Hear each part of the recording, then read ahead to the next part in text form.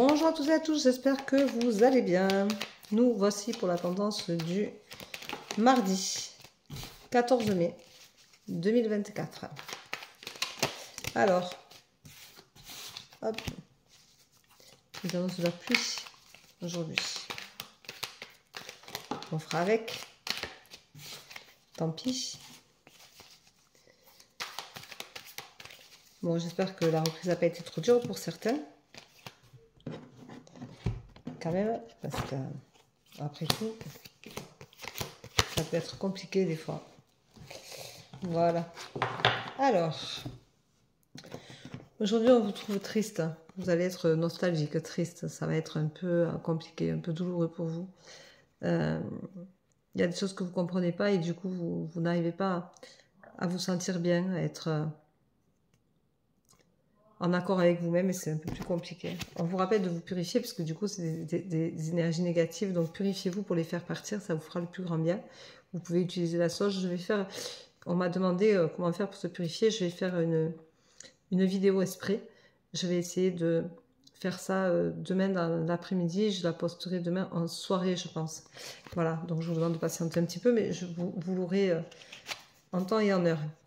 On vous rappelle de retrouver cet enfant intérieur qui est toujours optimiste, qui va de l'avant, qui est toujours guilleré, qui a plaisir à grandir, qui a plaisir à découvrir la vie, découvrir les choses, qui a la curiosité, qui a l'impulsivité parfois aussi chez les enfants. L'enfant est impulsif, il dit les choses, ça veut dire que au moins il les garde pas, il dit les choses. Mais l'impulsivité, c'est un défaut et une qualité pour moi parce que être impulsif, c'est dire les choses vivement, mais c'est aussi les dire. Et souvent, on se tait parce que quand on est adulte, justement, on veut toujours y mettre les formes parce qu'on sait que si on n'y met pas les formes, du coup, c'est pris autrement. Un enfant, l'impulsivité, il va dire les choses d'un coup et puis hop, ça va partir sur autre chose et ce sera oublié. Voilà, et ça, c'est important.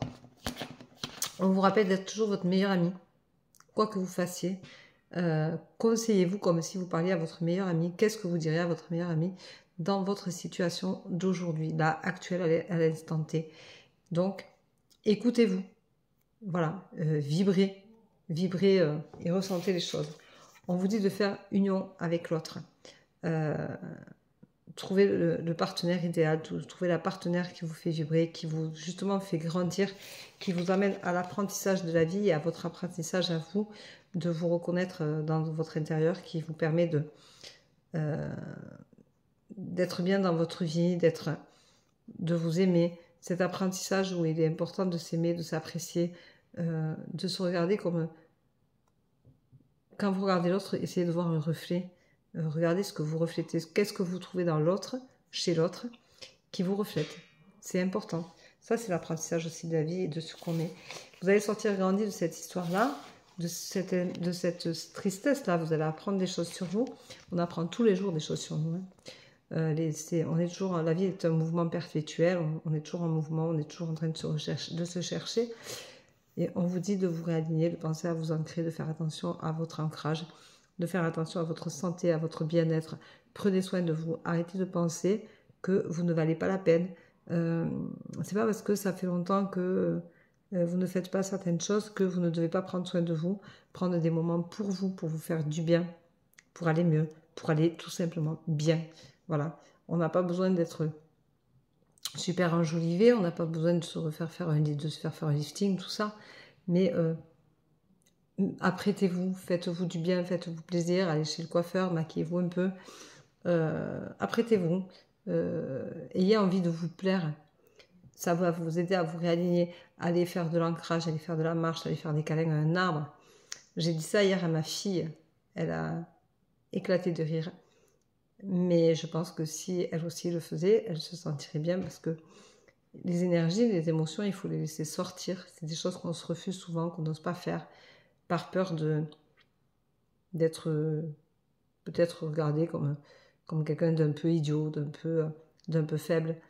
Laisser partir les émotions, au contraire, c'est pas être faible, c'est être très fort. C'est s'autoriser à faire partir les choses et à avoir un regard positif sur soi malgré tout. Parce que quand on enlève ces émotions-là, quand on sort des émotions qui sont là, qui nous bloquent, ça nous permet aussi d'évacuer et d'avancer. Donc c'est important de le faire. Donc je vous conseille fortement, fortement de lâcher vos émotions. laissez-les partir. Voilà, je vous souhaite une très belle journée, je vous embrasse, je vous dis à demain. Prenez soin de vous. Bye bye, bisous.